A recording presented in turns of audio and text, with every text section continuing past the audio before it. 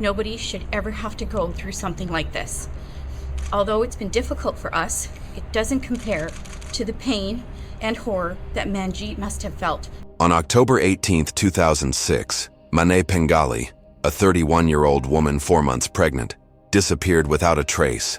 She was a teacher, devoted to her family, and known for her warm and caring personality. Married to Manet Pengali, the couple lived in a quiet community in the suburbs of Vancouver, Canada, where they had a 3-year-old daughter, Maya, and were expecting their second child. Manet was a woman passionate about motherhood, very close to her daughter, and everyone who knew her was aware of her dedication to her family. That day would begin like any other. Manet left his house around 6:30 p.m. to go to a yoga class, something he did regularly. Her husband, Mukhtar, who was also a teacher, stayed home with their daughter. The couple's last interaction was a simple farewell, a heartfelt, "See you later." He never imagined that this would be the last time he would see his wife. What seemed like an ordinary night would soon turn into a nightmare for everyone. Manet was supposed to be back around 9 p.m., but she didn't show up. Mukhtar, initially, wasn't worried, thinking she was spending time with her friends from yoga class, something she often did. However, as the hours passed and he realized she hadn't returned, his concern began to grow. As the night dragged on, an atmosphere of apprehension spread. Mukhtar tried calling Manet several times, but her cell phone was off. He thought that perhaps she was running late and hadn't heard the calls, or that she was somewhere she couldn't answer. However, when the next morning arrived and Manet still hadn't returned, the situation took a different turn. Mukhtar made a series of phone calls to friends and family, trying to find out if anyone knew anything. With no answers, he finally decided to call the police. But the time that passed before the report was formally filed would generate doubts and speculation about the events. Manet's disappearance generated a wave of uncertainty and concern among friends and family. Her sister, who lived in Edmonton, had a strange feeling, as if something was wrong. This premonition was soon confirmed, as with each passing minute, the disappearance seemed more unusual. Manet was a woman of routine, committed to her daughter and her family life. Leaving her daughter behind without explanation was completely out of character for her. It was only after 26 hours of her disappearance that Mukhtar finally contacted the police and reported his wife's absence. However, what seemed like a simple search for a missing woman soon began to raise more complex questions. The investigation began to follow leads, and within a few days, the case became a disturbing and distressing mystery. Mukhtar's behavior, his responses, and his attitudes towards Manet's disappearance began to be analyzed more carefully, while the police began to search for deeper clues, trying to understand what might have happened to her. Now, the question that remained was, what happened to Manet Pengali? His family was in despair, searching for answers, while the police followed their leads, increasingly convinced that something was very wrong. The hours passed and the tension increased, but nothing could prepare anyone for what would be discovered in the following days. If you're following this story, subscribe to the channel, leave a like, and turn on notifications so you don't miss any details. The story is getting more and more intriguing, and you'll want to stay until the end. Don't miss the next chapters of this investigation, because what's coming will surprise you. Before Manet Pengali's disappearance, her life seemed like a dream come true. A 31-year-old woman with a loving family, a devoted husband, and a promising career as a teacher. Manet and Mukhtar, her husband, had built a life together full of expectations and plans. Married for about 10 years, the couple lived in Surrey, a quiet neighborhood on the outskirts of Vancouver, Canada, where their daily routine revolved around work, raising their daughter Maya, and planning for a better future. Manet and Mukhtar had met while studying to become teachers, both with the dream of educating and transforming the lives of children. They had a strong connection from the start, a relationship based on mutual respect and understanding of the difficulties and joys that arise throughout life. The couple understood each other as a unit, supporting one another in every aspect, but living together, as in any long-term relationship, became marked by inevitable challenges, especially as their family roles began to adjust. When Manet became pregnant for the second time, the couple was thrilled at the prospect of expanding their family. She, already a devoted mother to Maya, was excited about the arrival of another child. Her pregnancy was at an advanced stage, 4 months along, and she was full of life, planning for the future and imagining how the family dynamic would become even richer with the arrival of the new baby. However, despite the visible happiness, internal tensions were beginning to surface at home. Old problems and unresolved issues intensified, and these frustrations began to shape the relationship more markedly. Mukhtar, though devoted in many ways, was going through a difficult phase. He had become more reclusive, started consuming more alcohol, and eventually began smoking marijuana more frequently. This behavior, which initially seemed like a passing phase, began to affect the harmony of the home. Manet, on the other hand, was more concerned with her daughter, her work as a teacher, and, at the same time, the responsibility of dealing with her own health and pregnancy. It was evident that, while she dedicated herself to her family and her profession, Mukhtar was becoming emotionally distant, which generated increasingly frequent friction. Besides the internal challenges in the marriage, another factor contributing to the tension was the presence of Mukhtar's brother, Sukhindra, who had moved into their home. Initially, the coexistence seemed peaceful, but as time passed, the situation became unsustainable. Sukhindra, who had moved from Merit to live with the couple, began to create conflicts within the house. Mukhtar, apparently, did not know how to deal with the situation, and his brother's behavior became increasingly difficult to control. He began to drink more, smoke more, and behave more aggressively, which only intensified the tense atmosphere at home. Manet, in turn, became increasingly bothered by the presence of Mukhtar's brother, and eventually demanded that he move out. This was a crucial moment in the marriage, as Manet and Mukhtar began to argue more frequently, leading to an even greater estrangement. As the relationship between Manet and Mukhtar deteriorated, questions also arose regarding possible infidelities. Mukhtar began to feel threatened by an old friend of Manet's, named Tony Fennell. Although Manet and Tony had known each other since school and maintained a close friendship, Mukhtar grew suspicious. He believed his wife was having an affair with Tony, especially after hearing from her that she didn't need him to get pregnant, as there was someone else who could help her with that process. This only worsened their relationship, adding another layer of distrust and insecurity to their already fragile marriage. These problems, though profound, were aspects that Mukhtar and Manet managed, to some extent, to hide from those around them. To close friends and family, the couple still seemed a solid pair, with a peaceful life and full of plans for the future. They were respected professors, married for a decade, and had a lovely daughter. However, behind closed doors, the relationship was becoming increasingly tumultuous. The tension in Manet and Mukhtar's relationship culminated in a dramatic episode that would become one of the most critical moments in the family's history. Manet's decision to demand that his brother-in-law move out so that peace could be restored to the house was a turning point. Mukhtar, with the pressure mounting, reacted negatively to this request, and the arguments became more frequent and intense. Manet, feeling overwhelmed by the responsibility of keeping the house in order, caring for her daughter, and dealing with her pregnancy, no longer had the patience for her husband's self-destructive behavior. The marriage began to seem unsustainable. Over the following months, discussions about the future of the relationship became more evident, and Manet began to realize that perhaps drastic measures were necessary to preserve her peace of mind and the safety of her daughter. She was more determined to put her family first and began to plan how she could improve her life, even if it meant dealing with the consequences of changing the dynamics of her relationship with Mukhtar. Despite the love between them, accumulated frustrations and unresolved problems began to take center stage in their relationship. At the same time, Manet didn't seem willing to give up so easily, which weighed heavily on her heart as she tried to balance her responsibilities as a wife, mother, and professional. However, she knew something needed to change, and quickly. Unfortunately, as in many cases of relationships that slowly deteriorate, the tensions became more than they could bear.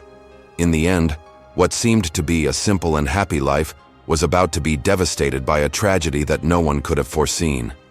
However, the complexities of Manet and Mukhtar's relationship and the family tensions were not enough to prevent fate from taking a completely unexpected turn. Initially, the police and Manet Pengali's family believed that Manet's disappearance was temporary, that she might have decided, for some reason, to leave home and get away for a while. This type of disappearance, although rare, is not uncommon. However, as time passed and no clues appeared, the mystery surrounding what happened to Manet deepened. Mukhtar, Manet's husband, was a point of concern for investigators from the beginning. Initially, He seemed calm and even optimistic about his wife's return, which appeared inconsistent with his situation. Manet was 4 months pregnant, further increasing everyone's concern, as she wouldn't have simply abandoned her daughter, Maya, and her husband. Furthermore, she was a woman of routine, with fixed schedules and clear family responsibilities. It made no sense that she would have decided to disappear without telling anyone. What caught the police's attention was the fact that Mukhtar, after Manet's disappearance, did not show immediate concern in seeking answers. Instead, he made a few calls to friends and acquaintances of Manet, but did not make direct contact with the authorities until 26 hours after his wife disappeared. This period of inactivity raised suspicion among investigators. Why hadn't he called the police sooner? Was there any reason behind his apparent lack of urgency? During this initial phase, Mukhtar claimed he was waiting to see if his wife would return, believing she might just be taking her time. He also stated that the last time he saw her was when she left for yoga class at 6:30 p.m., and there was nothing unusual about that time. However, as time went on, things started to make no sense. Manet was supposed to be home before 9 p.m. The fact that she didn't return at the expected time began to raise more questions. When Manet's husband contacted the emergency services at 11 p.m. on October 18th, asking if there had been an accident involving his wife, this also caught the attention of the police.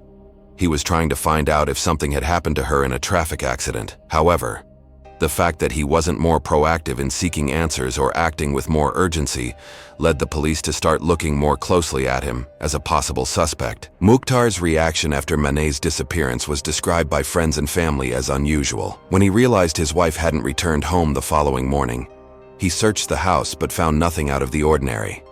He also contacted Manet's father for help in searching for Maya, as he didn't know where his wife might be. While this was a practical approach, it didn't explain why he hadn't immediately contacted the authorities or taken more intensive measures to find Manet. While Mukhtar continued with his normal activities, Manet's family grew increasingly worried. Manet's sister, who lived in Edmonton, had a strange feeling just before receiving news of his disappearance. She was at home, preparing milk for her daughter, when the bottle spilled on the floor, a situation she described as an omen of something bad. Although superstitious, this feeling that something was wrong proved correct, because by the time she arrived in Vancouver, family members were already beginning to realize that something much more serious was at stake. Meanwhile, the police were beginning to piece together a profile of Manet and Mukhtar's lives. Manet had an apparently stable life, with a career as a teacher and a young daughter to care for. There were no clear signs of financial or health problems that could explain the disappearance. What the police began to realize was that, although Mukhtar seemed to be trying to give clear answers about what happened to his wife, there were many details that didn't add up. Investigators began to suspect that Mukhtar's story might not be the whole truth. They began to examine more closely his interaction with Manet in the hours leading up to his disappearance. When they started reviewing the area around Manet's house, questioning neighbors and colleagues, they soon began to realize that his story didn't make as much sense as it seemed. Manet had never behaved so unpredictably, and the fact that he hadn't returned from his yoga class was, in itself, a great mystery. Furthermore, the police began to notice that Mukhtar seemed to be acting strangely regarding his wife's disappearance. When investigators looked for more clues, they discovered that he was more focused on learning details about the investigation than on worrying about Manet's whereabouts. During an initial interview with the police, he was described as excessively calm, asking questions about what the police knew about the case, and even showing interest in how the investigation was progressing. This raised further suspicions about Mukhtar's role in the situation. Amid these discoveries, investigators began to analyze the evidence in more detail. They focused on issues such as Manet's cell phone use, his interaction with friends, and the lack of signs of any kind of violence in his home. Mukhtar's behavior continued to be a major piece of the puzzle, and questions began to multiply. The lack of clear information about what happened to Manet, along with her husband's peculiar behavior, caused the investigation to intensify. The investigation continued, but now, something crucial began to emerge. Inconsistencies in Manet Pengali's statements were becoming increasingly evident. The police knew that, to understand what really happened to Manet, they needed to look at the most minute details of the case. Mukhtar, however cooperative he may have seemed at first, was increasingly proving to be a central figure in the investigation, and with each new interview, new clues emerged that raised more doubts about his version of events. His behavior during interviews with the police was the first sign that something was wrong. He seemed more concerned with knowing what the police already knew than with actually finding out his wife's whereabouts. This behavior was strange, especially considering that Manet was 4 months pregnant and her absence was causing deep concern to everyone around her. When the police began questioning him in more detail about the night of the disappearance, Mukhtar seemed excessively calm and composed, which contrasted sharply with the distressing situation he and his family were going through. This led investigators to question the veracity of his account, especially considering how long he had taken to report the disappearance to the authorities. With each new analysis of the case, more questions arose. Mukhtar claimed that Manet had left home for a yoga class around 6:30 p.m. and should have returned around 9 p.m. When she didn't appear until the early hours of the morning, he began calling friends and family. But the time that passed without him contacting the police was seen as a major mistake. Normally, in cases of disappearances, especially involving people with young children and pregnant women, the most common reactions are an immediate search and swift action to find answers. Mukhtar, however, seemed to be acting strangely. He did not actively search for his wife, nor did he show immediate concern, but rather a colder and more distant demeanor. The investigations began to look more deeply into the relationship between Manet and Mukhtar. They had been married for about 10 years, but as tensions began to arise, the couple's dynamic began to deteriorate. Mukhtar's behavior, becoming more reclusive and starting to drink and smoke more, was one of the first signs that something was wrong in his personal life. Over the years, Manet had become increasingly dissatisfied with the relationship, culminating in frequent arguments between the couple. These arguments were often about the presence of Mukhtar's brother in their home, a factor that had become a point of frustration for Manet. She demanded that his brother move out, which, for many, was seen as a sign that Manet's patience was running out. But the tensions in Manet and Mukhtar's relationship weren't limited to just living with his brother. Suspicion about possible infidelities was also weighing on the marriage. Mukhtar believed his wife might be having an affair with a longtime friend, Tony Fennell. Although there was no concrete proof, he became increasingly obsessed with the idea, which only increased the distance between him and Manet. These marital problems began to directly affect how Mukhtar viewed his wife, and he perhaps felt betrayed and powerless in the face of the situation. This created a tense and unstable environment, in which any small conflict could result in a breakup. When the police began to examine Manet's movements more closely on the day of her disappearance, some important clues began to emerge. It was known that she had attended the yoga class, but soon after, she disappeared. However, it was in the analysis of the telephone records that the investigation took a new turn. During the search for evidence, it was revealed that Manet's cell phone was apparently in use after her disappearance. The strangest thing was that, after the yoga class, calls made from Manet's cell phone were going directly to the couple's home number.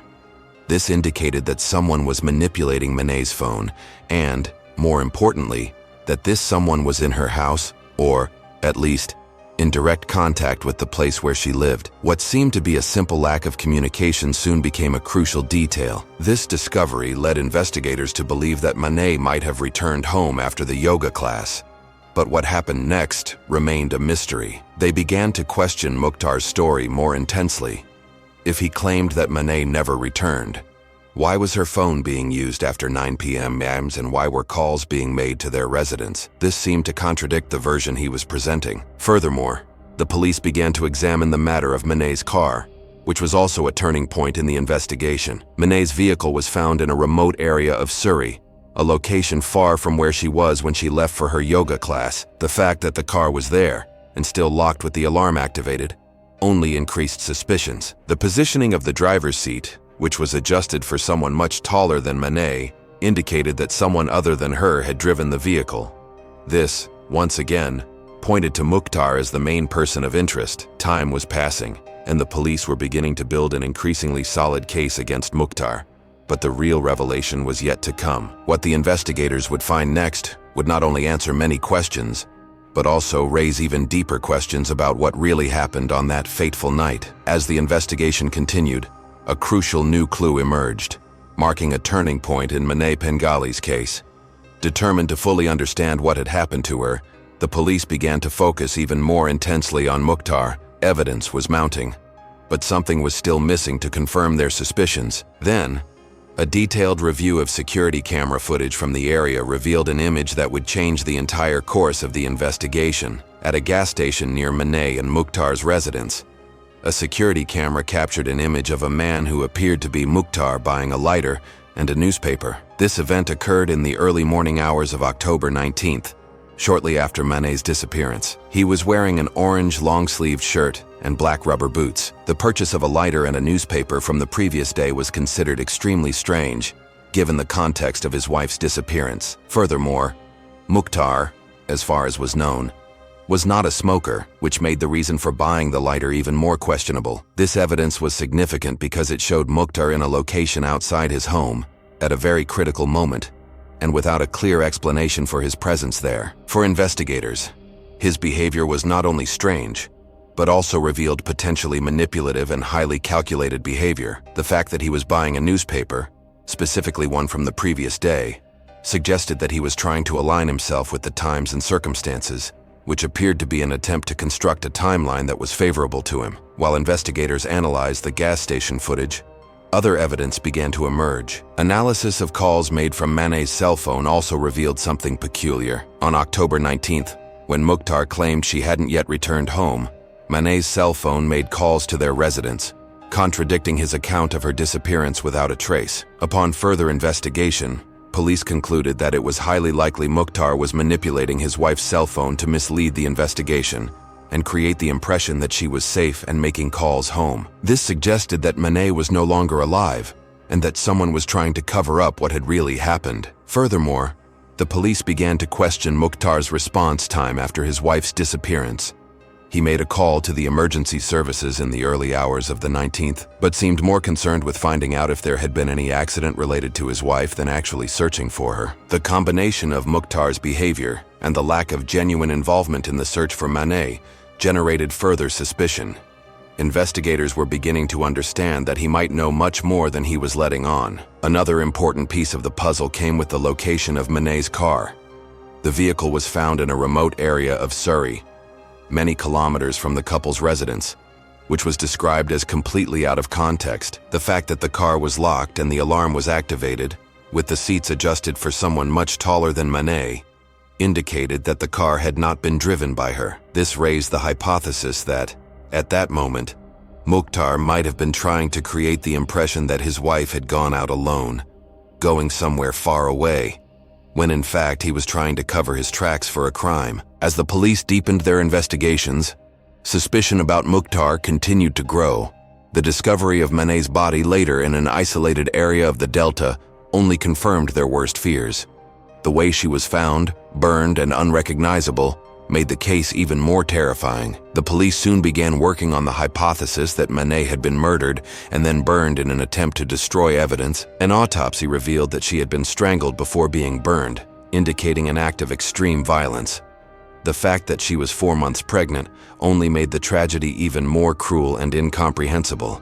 However, even after the discovery of the body, a great number of questions remained unanswered. What led Mukhtar to commit such a brutal crime against his wife? What motivated him to make such a drastic decision, even with a young daughter at home and a pregnancy underway? The police continued to investigate the possible reasons behind the crime, such as emotional abuse, infidelity, or accumulated tensions within the marriage. But one thing was clear: Manet's death was not an accident or an ordinary disappearance. It was a premeditated crime, committed by someone who knew the victim very well, someone from whom she should expect protection, not betrayal. The revelation of Mukhtar's involvement would become one of the most painful aspects of the entire investigation. The police were now more determined than ever to find all the answers, even knowing that Manet's death had left deep scars on his family and friends, especially on his daughter, Maya, who, although still very young, had lost her mother in such a tragic way. With the evidence mounting and the key piece of the puzzle falling into place, the Manet Pengali case was finally nearing a conclusion. However, the true motivation behind the crime still needed to be fully revealed. The trial was about to begin, and with it, the final phase of this agonizing investigation, which would change the lives of everyone involved forever. The case of Manet Pengali had become a true mystery, and the investigation was finally reaching a crucial point. Evidence was mounting against Manet Pengali, and the police were increasingly convinced that he was responsible for his wife's death. However, there were still outstanding questions, and investigators knew they needed more evidence to ensure the case was resolved fairly. After Manet's body was found, the autopsy revealed details that confirmed the theory that she had been brutally murdered. Manet had been strangled, and investigators discovered that she had been burned after her death in an attempt to destroy evidence. The 4 months pregnant woman was taken from her home and dumped in an isolated area, where her body was burned beyond recognition. The cruelty of the crime shocked the community and left everyone who knew Manet in a state of shock, especially her young daughter, Maya. The investigators were now convinced that Manet not only knew where Manet was, but that he was probably the one who led her to the isolated area. The suspicion that he had manipulated the evidence, such as the use of Manet's cell phone and the location of her car, only increased. Furthermore, security camera footage capturing Manet at the gas station buying a lighter and a newspaper from the previous day was one of the details that most caught the police's attention. The purchase of seemingly unimportant items at that moment, combined with the fact that he was a non-smoker, raised serious suspicions about Manet's behavior. Time was running out, and the investigators had to act quickly.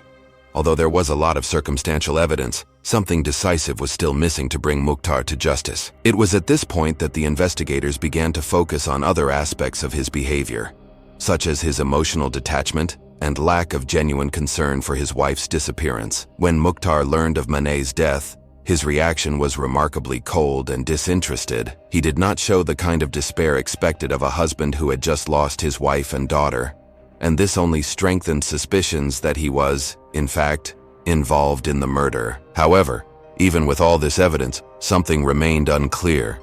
What exactly motivated Manet to commit such a brutal crime? Their relationship, though complicated, seemed to many to be a long-standing one with the typical ups and downs of any marriage. They had a young daughter, and Manet was pregnant with another child. What could have driven Manet to kill his wife in such a cruel way? The answer to this question began to become clearer as investigators delved deeper into the analysis of Manet and Manet's relationship. Over time, it was revealed that the couple faced tensions related to several issues, including Manet's increasingly emotionally distant behavior. He was struggling with alcoholism and increasing drug use, which negatively impacted their relationship. Furthermore, Manet was beginning to take firmer stances, especially regarding Manet's brother, Sunindra. She had asked Manet to expel his brother from the house due to his destructive behavior, and this pressure began to mount in their marriage. Furthermore, the threat of infidelity loomed over the marriage. Manet had become paranoid about a possible affair Manet was having with a friend named Tony Fennell. He believed Manet was having an extramarital affair, and this suspicion seemed to be further eroding the relationship. Their marriage was marked by frequent arguments, and by all accounts, Manet was becoming increasingly bitter and frustrated by what he saw as a threat to his control over his wife and family. This feeling of loss of power within the relationship may have been the trigger for the tragedy that unfolded. When Manet confronted Manet about his personal life, about the arguments and emotional distance, tensions reached a breaking point. Manet demanded change, and Manet felt pressured and likely rejected. This was the decisive moment when Manet, already accumulating frustration and resentment, made the decision to kill his wife. For him, she was a woman who would no longer submit to his desires, and he may have seen Manet's death as a way to regain control of the situation. Furthermore, the fact that Manet was pregnant with another child may have further intensified Manet's despair. He likely saw the pregnancy as something that would further divert Manet's attention from him, and this may have caused jealousy and fear. He had already expressed his discomfort with Manet wanting another child, and the tension surrounding the pregnancy only increased the emotional pressure within the relationship. It was in a moment of rage, likely fueled by anger and frustration accumulated over time, that Manet made the decision to kill his wife. The brutality of the crime, strangling Manet and then burning his body, was a clear reflection of the anger and despair he felt. He probably believed that by destroying Manet's body, he could erase any evidence of what he had done, but he underestimated the investigators' ability to piece together this puzzle. The police continued to piece together the case, and with each new piece of evidence, Manet's image as the prime suspect became clearer. His reaction, his attempt to manipulate the evidence, the strange purchase at the gas station, and the discovery of Manet's body in an isolated area were beginning to form a solid case against him. But what was still lacking was final confirmation of his direct involvement in the crime. That last step was about to be taken, but the mystery behind what really happened that night still needed to be solved. As the evidence against Manet Pengali mounted, the pressure on investigators increased. The combination of suspicious behavior, circumstantial evidence, and growing discord with his wife, Manet, clearly pointed to him as the prime suspect. However, to secure a conviction, investigators knew they needed more direct evidence, something irrefutable that confirmed his involvement in the murder. The case took on an increasingly clear shape, and as the details unfolded, new clues emerged, indicating that Manet was more involved in Manet's disappearance and death than initially thought. Besides the footage from the gas station, where he was seen buying a lighter and a newspaper, Manet's cell phone also played a vital role in the investigation. The phone, which Manet claimed Manet had left behind, was actively used after her disappearance. On more than one occasion, the phone made calls to the couple's home, a crucial detail that did not align with Manet's version of events. Manet's phone, apparently in Manet's possession, had been tampered with, indicating that he not only knew his wife's whereabouts, but was likely tracking her in some way. This became even clearer with the revelation that, after the night Manet disappeared, he used her phone to make several calls. One of the most significant calls was made to the couple's home. But what was most alarming was that the phone seemed to be moving from place to place, as if someone were transporting it. This suggested that Manet had taken Manet's phone after she disappeared, perhaps in an attempt to get rid of any trace of her presence. The calls made from Manet's phone proved to be a key to understanding what really happened that night. Furthermore, the discovery of Manet's body in Delta, burned and unrecognizable, was a devastating event. But it was also the final piece of evidence investigators needed to close the net. The body was found in an isolated area, indicating that the victim was taken there with the clear intention of being concealed. The attempt to destroy Manet's body in such a brutal manner suggested a deliberate intention to hide evidence, and this revelation was a direct blow against Manet's claim that he did not know what had happened to his wife. However, the physical evidence was still only part of the puzzle. The police needed to understand the motivations behind the crime. What led Manet to commit such a brutal murder against the woman with whom he had shared more than a decade of marriage? The answer lay in their relationship itself, which, although initially appearing solid, had deteriorated over the years. Investigators discovered that Manet and Manet's marriage was already marked by long-standing problems, and these problems only intensified over time. Manet was struggling with personal issues such as alcoholism and increasing drug use.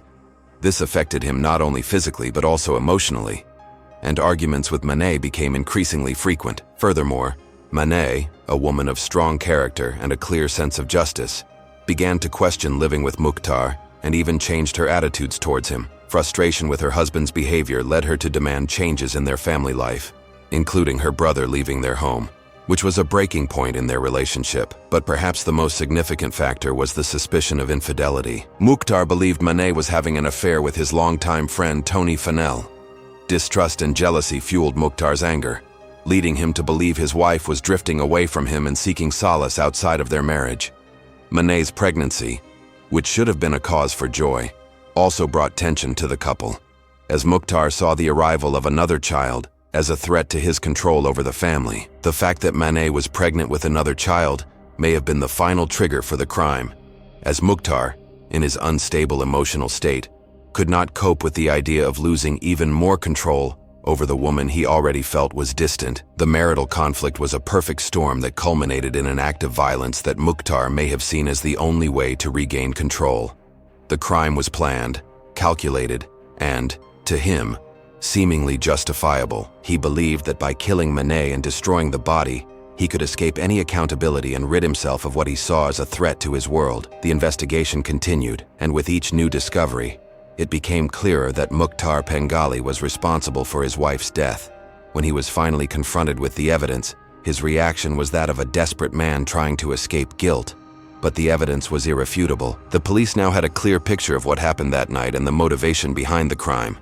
Manet, who once seemed like a devoted husband, was now trapped in a web of lies and brutal actions that led directly to him. The community was in shock, as no one could ever have imagined that Mukhtar would be capable of committing such a horrific crime. Manet, a woman beloved by all who knew her, was taken in such a cruel and violent way, and the impact on her family and friends was devastating. Maya, her daughter, lost her mother irreparably, and, over the years, would have to cope with the pain and emptiness left by the tragedy. For Manet's family, the pain of loss was only compounded by the brutality of the act and the feeling of betrayal by someone who should have protected her. The case of Manet Pengali not only revealed the tragedy of a woman who was a victim of domestic violence, but also exposed the dangers of ignoring signs of abuse and mistrust within a relationship. Manet's story is a painful reminder of how marital problems and lack of communication can, in extreme cases, lead to fatal consequences. After the discovery of Manet Pengali's body and the progress of the investigation, the situation became even clearer to the police. Mukhtar Pengali was the prime suspect in his wife's murder. Physical evidence, such as the footage from the gas station, the use of Manet's cell phone, and the fact that Manet's body was found burned and disfigured, pointed strongly to him. But the true revelation began to emerge when the police examined the dynamics of Manet and Mukhtar's marriage and how he reacted to all the suffering caused by the loss of his wife. Mukhtar had never been entirely open about the dynamics of his relationship with Manet. Although at first they appeared to be a happy couple, investigators began to discover that, behind closed doors, the marriage was far from perfect.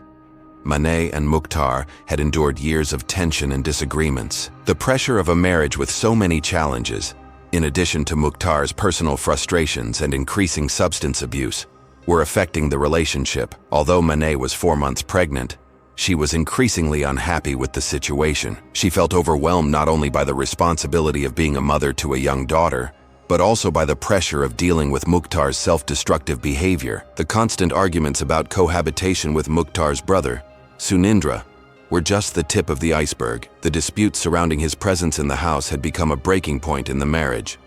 Furthermore, Mukhtar's growing dependence on alcohol and drugs was further exacerbating the atmosphere at home. However, what seemed to be the biggest point of tension in the marriage was Mukhtar's distrust. He believed Manet was having an affair with a longtime friend, Tony Fennell. Mukhtar's paranoia about this possible infidelity was one of the main causes of friction. This corrosive jealousy began to consume Mukhtar's mind, and the constant doubt about their relationship fueled his anger and frustration. Manet, in turn, was trying to cope with Mukhtar's insecurities and his own anxieties, attempting to balance motherhood, marriage, and the difficulties of his own life. This already difficult dynamic reached its peak when Mukhtar began to see Manet's pregnancy as yet another threat to his authority over her. He believed she was growing more distant from him, and that the arrival of another child would only reinforce the emotional separation. The tension between the two increased more and more, and what began as an emotional crisis within the marriage quickly turned into something darker. On one fateful night, after a particularly intense argument, Mukhtar lost control. The combination of anger, jealousy, and frustration exploded in a moment of extreme violence. The act of strangling Manet, followed by the attempt to conceal the body by burning it, reflected Mukhtar's complete loss of emotional control. He acted on impulse, blinded by rage, without considering the consequences of his actions. The attempt to destroy the body and hide any trace of the crime only made the brutality of the act even more evident. But what Mukhtar didn't realize was that, despite his efforts to erase any trace, the evidence would be enough to link him to his wife's murder. The gas station footage, the calls made from Manet's cell phone to their residence, the fact that Manet's car was found far from his yoga class, and Mukhtar's strange behavior after his wife's disappearance created a web of irrefutable proof. As the evidence piled up, the Manet Pengali case became clearer to the police. Mukhtar Pengali was no longer just a husband worried about his wife's disappearance. He was now the prime suspect in her death. The police began to reconstruct what happened in the hours and days following Manet's disappearance. Inconsistencies in his statements and details that didn't make sense in his version of events began to suggest an attempt to cover up the crime. During questioning, Mukhtar tried to maintain a facade of innocence, but the pressure of the evidence became unbearable. He refused to confess, but his reactions during the process began to raise more suspicions. The investigators, who had initially been perplexed by his calmness, now saw in him a man desperately trying to escape responsibility for his actions. The coldness with which he dealt with his wife's death and the manipulation of evidence made his guilt more obvious. The impact of Manet's death was devastating for everyone around her. Her family, friends, and colleagues were heartbroken by the loss of a woman described as loving, devoted, and full of life. She was a person who put her family first, and through everything she did, demonstrated herself to be an exemplary mother and wife. The brutality of her death and the way her husband, someone who should have protected her, was responsible for her death, left everyone in shock. The loss of Manet, especially for her daughter Maya, was irreparable. Maya, only 3 years old at the time of the murder, lost her mother in a brutal way and, as she grew up, had to cope with the pain of the loss and the reality that her own father was involved in her death. As the case unfolded, the community and those involved began to question how Mukhtar's behavior, previously seemingly so normal, could have become so disturbing. The story of Manet and Mukhtar exposed the complexities of abusive relationships and how domestic violence can often be disguised under a facade of normalcy. The case also brought to light the issue of how emotional violence and control within a relationship can escalate and culminate in fatal acts. The investigation was nearing its end, and Mukhtar's arrest seemed imminent, although he continued to deny his guilt. The evidence did not lie. Manet had been the victim of extreme violence, and the only person in a position to cause it was her husband. Manet Pengali's tragedy not only devastated her family, but also served as a painful reminder of the consequences of domestic violence and emotional control in a relationship. What seemed to be a perfect marriage, based on love and respect, concealed for years the tensions that would lead to this tragic end. Manet, a woman devoted to her family, lost her life brutally at the hands of the one she loved most. The search for justice was still ongoing, but the impact of the tragedy was already irreversible for all who knew her. The investigation into the death of Manet Pengali was about to take a major step forward, when the police focused on one last piece of the puzzle that could finally lead to Mukhtar Pengali's arrest. Although there was already a large amount of evidence pointing to him as responsible for his wife's murder, final confirmation of his direct involvement was still lacking. With the collection of witness statements, physical evidence, and Mukhtar's strange behavior, investigators were ready to take the next step. The decisive moment came when a detective, Vitukov, reviewing security camera footage from the area, found a sequence of images that, although previously analyzed, revealed more details that had been overlooked. Mukhtar was filmed at a gas station near his home, buying a lighter and a newspaper. The image was clear, and there was no doubt that it was him, wearing the same clothes described in his testimony. The purchase of a lighter was undoubtedly a suspicious act, as Mukhtar was not known to be a smoker. The reason for this purchase became clear to investigators. He needed something to start a fire, possibly to burn Manet's body and destroy evidence of his crime. This detail was the missing piece. The police already knew that Manet had been burned after his death, and now the purchase of the lighter made perfect sense. The fact that he had bought the newspaper from the previous day was also important, as it indicated that Mukhtar was trying to establish control over time and the situation, perhaps to create an alibi, or to give the impression that he was simply trying to act normally, as if nothing wrong had happened. Furthermore, detailed analysis of Manet's cell phone usage confirmed that Mukhtar was manipulating her device after her disappearance. Calls made to their residence, along with the fact that Manet's phone was used to make those calls, indicated that she was already dead and that he was trying to cover up the crime. Mukhtar claimed that Manet had left for yoga class and never returned, but the evidence showed otherwise. The fact that he was using her phone while still trying to make the police believe she was alive was a clear indication that he knew what had happened and was trying to manipulate the situation. Manet's car, found some distance from her yoga class, was also a key piece of evidence in the investigation. Police discovered that the driver's seat had been adjusted for someone much taller than Manet, indicating that someone had driven the vehicle after she disappeared.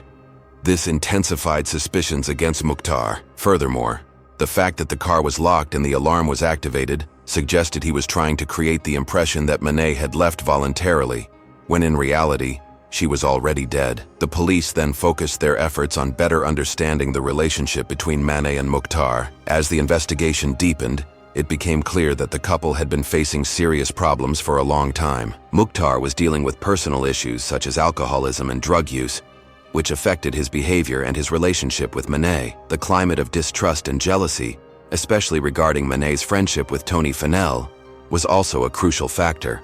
Mukhtar believed his wife was having an affair, and this likely fueled his anger and frustration. The desire to regain control over Manet's life, coupled with his anger and distrust, culminated in an act of extreme violence. The police began to realize that Mukhtar was desperately trying to create an alibi and cover his tracks. But the evidence that emerged during the investigation, such as the manipulation of Manet's cell phone and the gas station footage, was conclusive. Mukhtar had tried to erase any trace of his involvement in the crime. But the investigations left no room for doubt. The discovery of Manet's body, found burned and unrecognizable, only confirmed the brutality of the crime. The police now knew she had been murdered, and that, in a desperate effort to conceal the murder, Mukhtar had burned her body. The fact that he did not immediately contact the police and acted with such coldness and indifference after Manet's disappearance was the final evidence of his guilt. Finally, with all the evidence gathered, the police arrested Manet Pengali on charges of second-degree murder and tampering with a corpse. Mukhtar's arrest was a relief for Manet's family, who had spent agonizing days not knowing what had really happened to her. However, for Manet's friends and family, the suffering did not end with Mukhtar's arrest. The pain of losing such a beloved person and the brutal way in which it happened were wounds that could never fully heal. During the trial, Mukhtar remained impassive, denying all accusations. He attempted to argue that he had no involvement in his wife's disappearance and that the evidence was circumstantial. However, the pressure of the evidence, including the footage, the use of Manet's cell phone, and the evidence from the car, left the defense with little room for maneuver. The court was prepared to deliver its verdict, and Mukhtar's conviction seemed to be a matter of time. The tragedy of Manet Pengali was not just a story of a husband murdering his wife, but also a grim reminder of the dangers of domestic violence and how the signs of emotional and psychological abuse can be ignored until it's too late. The case raised questions about control within relationships and the need to pay more attention to the signs of abuse, often invisible to those outside the relationship. Although justice was about to be served, the emotional cost to Manet's family and friends would be permanent. The trial of Manet Pengali was about to be one of the most significant in the city's recent history, and everyone eagerly awaited the verdict. After an intense investigation that uncovered a series of irrefutable pieces of evidence, Mukhtar was finally being confronted with the brutality of his actions. The pain and suffering he caused affected not only Manet's life, but also that of his daughter Maya, who irreparably lost her mother, and all those who knew Manet and his family. For the community, the case became a warning about the dangers of domestic violence and how it can manifest in unexpected ways, even in families that all, at first glance, seemed normal and happy. During the trial, the court was shocked by Mukhtar's coldness. He remained impassive for most of the proceedings, demonstrating a complete lack of remorse for what he had done. His behavior during the testimonies of Manet's family, who described the profound pain he had caused, only reinforced the idea that he was a man incapable of understanding the gravity of his actions. The words of Manet's family, who were devastated by the loss of such a beloved person, further exposed Mukhtar's cruelty. The evidence presented at trial was clear and detailed. The security camera footage, showing Mukhtar buying a lighter and a newspaper hours after Manet's disappearance, was one of the key pieces of evidence directly linking Mukhtar to the crime. The use of Manet's cell phone, the calls made from his phone to the couple's residence, as well as the location of Manet's car far from his yoga class, were also important elements in building the case against him. Furthermore, Mukhtar's strange behavior in the first hours after his wife's disappearance, his lack of urgency in searching for her, and the way he tried to manipulate the investigation left no doubt about his guilt. In court, Mukhtar's defense attempted to argue that the evidence was circumstantial and that he should not be considered guilty without concrete proof of his involvement in the crime. However, the prosecutors managed to refute all defense attempts, presenting the profile of an emotionally unstable man who lost control and, in a moment of anger and frustration, committed a terrible crime. They highlighted the history of the couple's relationship, the accumulated tensions, and the family disputes that culminated in Manet's death. The case of Manet Pengali also revealed the dangers of emotional and psychological violence within relationships. While physical abuse was evident, the emotional abuse Mukhtar inflicted on Manet over the years was equally destructive. The excessive control, obsessive jealousy, and constant manipulation created a toxic environment that grew to a point of no return. The fact that Mukhtar was seen as a calm and controlled person, both by his friends and the community, made the case even more shocking for everyone who knew the family. Like many victims of domestic violence, Manet was trapped in a cycle of abuse that was not visible to others, but was devastating in her daily life. When the verdict was finally delivered, Mukhtar's conviction for second-degree murder was a relief for Manet's family. Although justice had been served, the suffering of losing a mother, a wife, and a friend in such a cruel and unjust way was irreparable. The verdict also brought to the forefront a broader reflection on patterns of abuse in relationships and the importance of recognizing warning signs before it's too late. The trial was not just a legal matter, but a symbol of how society needs to address domestic violence more proactively, ensuring that more lives are not destroyed in the same way. Manet Pengali's sentence was harsh. He was sentenced to life imprisonment, with the possibility of parole after 15 years. A trial that did not solve the void left by Manet's death, but at least brought a sense of justice to those left behind. His daughter, Maya, now motherless and with a father convicted of murder, would face the rest of her life without Manet's presence, but with the hope that her mother's memory and the fight for justice would never be forgotten. Despite the irreparable loss, Manet's story and fight for justice have inspired many people to become more actively involved in preventing domestic violence. Manet's story was a reminder that it is vital to listen, support, and act when there are signs of abuse in any type of relationship. The tragedy of his death also raised questions about society's role in protecting victims of violence, especially in relationships where abuse can be silent but devastating. Manet's legacy has lived on through the actions of his family and friends. His memory has been preserved through scholarships in his name and initiatives to raise awareness about the dangers of domestic violence. For many, Manet's loss was a tragedy that could have been avoided with more support and action on warning signs. However, his story has served as a powerful tool to change the narrative about domestic abuse and inspire meaningful change in the fight against violence in all its forms. The Manet Pengali case came to an end with the conviction of Manet Pengali, but the pain and tragedy he caused still resonate in the lives of all who were close to her. Manet, a woman with her whole life ahead of her, a loving mother and a dedicated professional, was brutally taken from her home and her daughter, Maya, in an act of irrational violence. The trial brought to light the complexity of abusive relationships and how emotional and psychological abuse can sometimes be more devastating than physical abuse. Mukhtar's behavior, his obsession, jealousy, and eventual loss of control resulted in the irreparable loss of Manet, but also in the destruction of his own life, reputation, and future. Although Mukhtar's conviction brought some form of justice to his victim and her family, no one could forget what was lost. The fact that Maya, the daughter of only 3 years old at the time, had to grow up without her mother, without the figure of love and care she deserved, made the tragedy even more profound. The road ahead for Maya would not be easy, but the memory of her mother would live on in her heart and in the stories she would hear from her relatives. Furthermore, her mother's fight for justice would help give her strength, and the memory of Manet served as a symbol of resistance for all who fight against domestic violence. The trial of Manet Pengali, which culminated in his life sentence with the possibility of parole after 15 years, was just one step in the long journey of recovery and reflection that society needed to undertake. Manet's case showed how domestic violence can be hidden, even in the most seemingly normal relationships, and how victims are often unable to break free from the cycle of abuse without adequate support. This case highlighted the importance of listening, supporting, and, above all, acting when there are clear signs that someone is being abused, whether emotionally or physically. But perhaps Manet's greatest legacy is the shift in perception regarding abusive relationships and the power of a story told. Manet's death, however tragic and unjust, generated a wave of awareness that led the community to reflect more deeply on the warning signs of domestic abuse.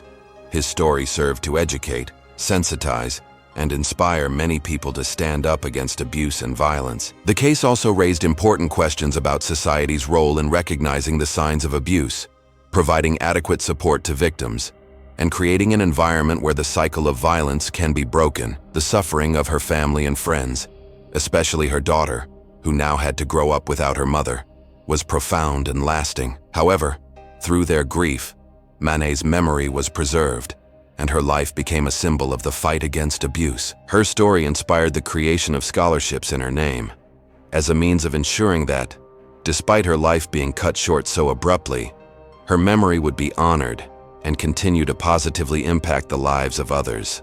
The tragedy of Manet Pengali, which forever marked the lives of everyone around her, is a story of pain, loss, and ultimately, justice. Her brutal death served as a warning about the invisible dangers of domestic violence and how it can hide behind a facade of normalcy. However, it is also a story of resistance, courage, and the strength of a community that came together to seek justice for a woman who could no longer speak for herself. And so, the story of Manet Pengali, marked by its tragedy and the lasting impact it left, teaches us that, although justice can be an important step towards healing, there is never a real end to the pain of loss.